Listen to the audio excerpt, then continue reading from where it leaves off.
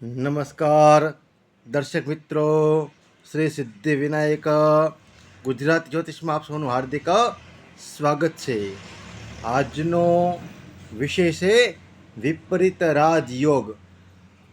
આપણી વિપરીત રાજયોગની સિરીઝ શરૂ છે. એમાં આપણે 6, 8 અને 12 આ 3 ભાવથી બનતા આપણે વિપરીત રાજયોગની ચર્ચા કરી હતી. અને એમાં એનું શું નામ હતું એ પણ આપણે આગળ જાણ્યું હતું. પરંતુ આજે ફક્ત આપણે જન્મકુંડળીમાં વિપરીત રાજયોગ કેમ બને છે તેના વિશે આજે આપણે જાણીશું. જો મિત્રો, 6, 8 અને 12 આ 3 ભાવને ત્રિક ભાવ કહેવામાં આવે છે. એ પણ આપણે આગળ વાત કરી હતી. પરાશર મુનિ એને ત્રિક ભાવ કીધેલા છે. એના અધિપતિઓને ત્રિકેશ કહેવામાં આવે છે. કારણ કે આ 6, 8 અને 12 આ ત્રણેય ભાવ હંમેશા દુઃખ, કષ્ટ, પીડા, હાનિ વગેરેના ભાવ રહેલા છે. માટે આ ભાવને ખરાબ ભાવ માનવામાં આવે છે. પરંતુ જ્યારે આ ભાવના અધિપતિઓ પણ એકાબીજાના ઘરમાં બેસે ત્યારે સ્થિતિને વિપરીત કરી દેશે. માટે તેને વિપરીત રાજયોગ કહેવામાં આવે છે. સમજી લો કે છઠ્ઠા ભાવનો અધિપતિ આજે લખેલા છે એ કોઈ રાશિ લખેલી નથી, પણ ભાવના નામ લખેલા છે.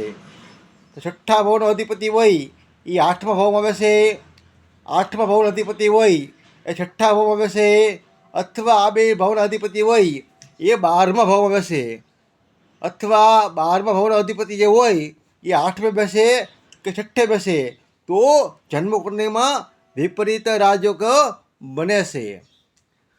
આવી રીતે જ્યારે આ ભાવના અધિપતિઓ એકાબીજાના ઘરમાં બેસે ત્યારે વિપરીત રાજયોગનું નિર્માણ થાય છે.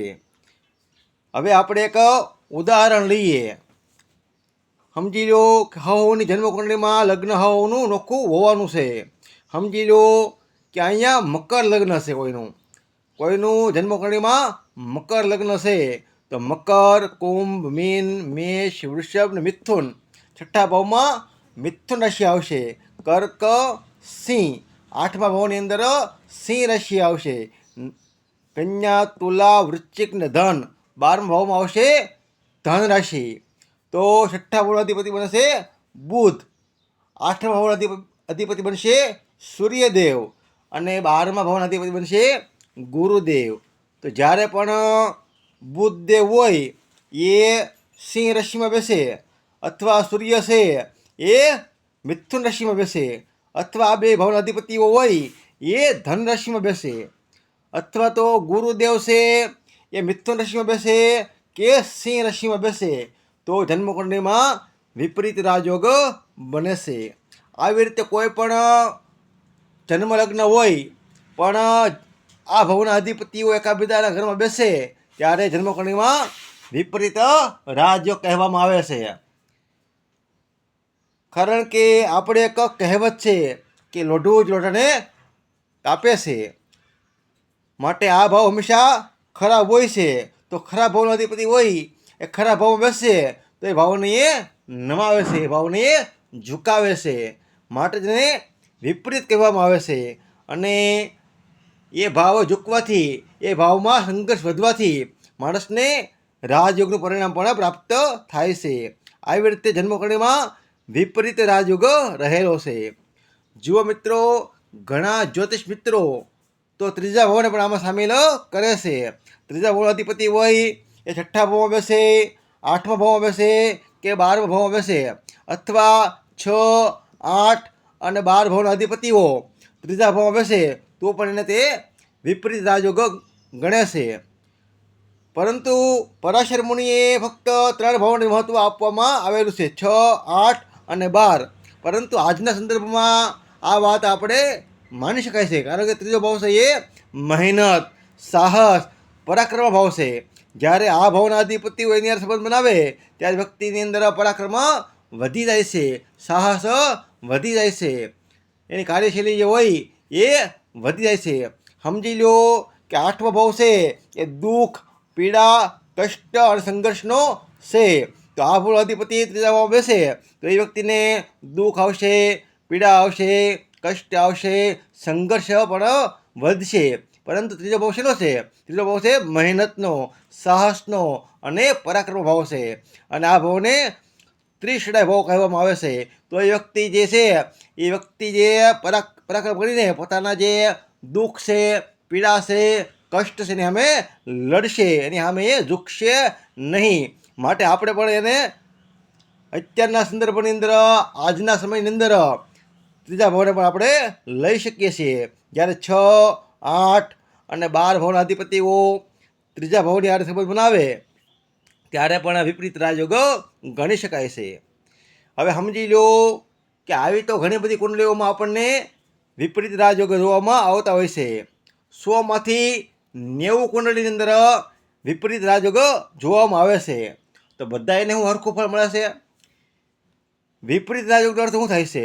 કે વ્યક્તિ સંઘર્ષ કરે છે, નાસીપાસ થતો નથી. પોતાના મહેનતથી, પરાક્રમથી, સાહસથી, પોતાના મક્કમ મનોબળથી, પોતાના આત્મવિશ્વાસથી વ્યક્તિ વિપરીત સમયની અંદર સંઘર્ષ કરીને આગળ આવે છે. એને વિપરીત રાજયોગ કહેવામાં આવે છે. પરંતુ બધા એની કુંડળીમાં હરખું ફળ મળતું હોતું નથી. સમજી લો ભાઈ કે 100 વ્યક્તિની કુંડળી આપણે જોઈ, એમાં 90 વ્યક્તિ કુંડળીમાં વિપરીત રાજયોગ રહેલો હોય છે. તો બધાને હું હરખું ફળ મળે છે? બધા વ્યક્તિઓ સંઘર્ષ કરીને આગળ આવે છે? હકીકતમાં એવું બનતું નથી. પરંતુ જ્યારે આ ભાવના અધિપતિઓ હારે પ્રથમ ભાવ, હંમેશા જન્મકુંડળીનો પ્રથમ ભાવ ખૂબ જ મહત્વનો હોય છે. કારણ કે આ ભાવ સ્વયં વ્યક્તિનો છે, સ્વયં જાતકનો છે. જેની પણ જન્મકુંડળી હોય એનો પ્રથમ ભાવ હોય એ ખૂબ જ મહત્વ ધરાવે છે.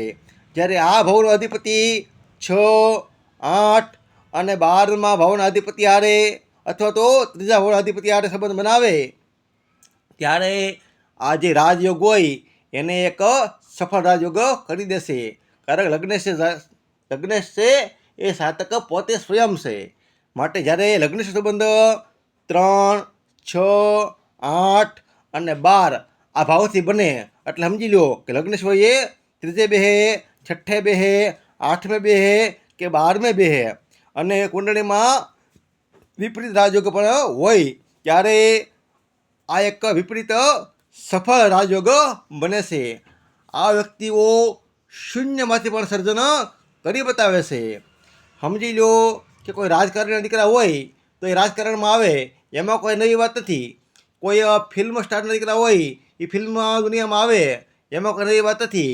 કોઈ ઉદ્યોગકાર હોય એના દીકરાઓ ઉદ્યોગપતિ બને એમાં કોઈ નવી વાત નથી. પરંતુ એક સામાન્ય માણસ જેને કોઈ ફેમિલી કોઈ સપોર્ટ હોતો નથી અને પોતાના મક્કમ મનોબળથી, પોતાના પુરુષાર્થથી, પોતાના જીવનની અંદર સંઘર્ષ કરીને, પોતાની આવડતથી અને પોતાની કુંડળીમાં જ્યારે વિપરીત રાજયોગ હોય એ વિપરીત સમયની અંદર પણ નાસીપાસ ન થાય અને એક સફળ બિઝનેસમેન, સફળ ફિલ્મી સ્ટાર, સફળ ઉદ્યોગપતિ વગેરે બની બતાવે ત્યારે સમજવાનું કે આની કુંડળીમાં લગ્ન સંબંધ પણ આ ભાવની હારે રહેલો હોય છે.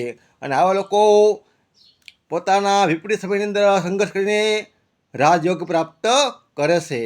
માટે જ એને વિપરીત રાજયોગ કહેવામાં આવે છે. વિપરીત એટલે કે પ્રતિકૂળ, જે સહેલું ન હોય એ. જન્મકુંડળીમાં રાજયોગ તો બને છે પરંતુ વિપરીત ક્યારે બને? કે જ્યારે આ ભાવના અધિપતિઓનો સંબંધ થાય ત્યારે એને વિપરીત કહેવામાં આવે છે.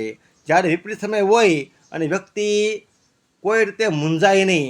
આપણે ઘણા બધા વ્યક્તિઓ પણ એવા જોઈએ છીએ કે જેની પાસે બધું હતું અને એને એક સમય એવો આવ્યો કે એની પાસે કાંઈ પણ રહ્યું નહીં. પરંતુ એ વ્યક્તિ હિંમત હાર્યો નહીં. પોતાના પુરુષાર્થથી, પોતાના આત્મવિશ્વાસથી, સાહસથી, પરાક્રમથી, પ્લાનિંગથી વ્યક્તિ પોતે ફરીવાર કામ કરે છે અને ફરીવાર એ પોતાનું જે કાંઈ ગુમાવેલું હતું એ પાછું મેળવી બતાવે છે. ત્યારે સમજવાનું કે એની જન્મકુંડળીમાં વિપરીત રાજયોગ કામ કરતો હતો. આવી રીતે વિપરીત રાજયોગનો અર્થ રહેલો હોય છે. જો મિત્રો વિડીયો પસંદ આવે તો લાઈક કરો, શેર કરો અને ગુજરાતી જ્યોતિષ્ય જ્ઞાન વૃદ્ધિ માટે મારી શ્રી સિદ્ધિવિનાયક ચેનલને સબસ્ક્રાઈબ કરો. નમસ્કાર દર્શક મિત્રો, જય શ્રી રામ.